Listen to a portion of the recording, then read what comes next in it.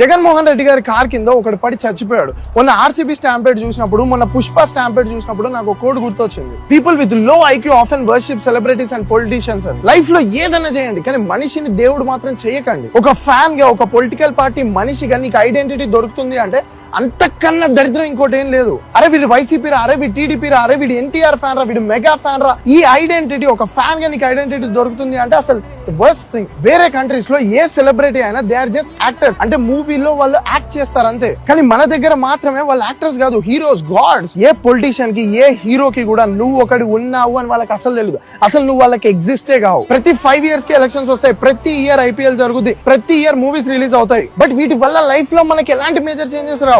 అసలు మీకు విషయం తెలుసా, ఇండియన్ గవర్నమెంట్ IPL మీద ₹1 ట్యాక్స్ కూడా వేయదు. ఎందుకంటే అది నాన్ ప్రాఫిటబుల్ ఆర్గనైజేషన్ అంట.